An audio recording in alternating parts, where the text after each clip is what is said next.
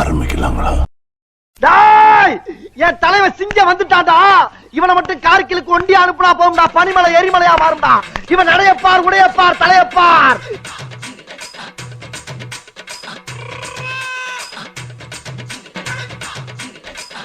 ஆளை பார்த்தா டம்மி பீஸா இருக்க, பயங்கரமான ஆளா இருக்கேடா.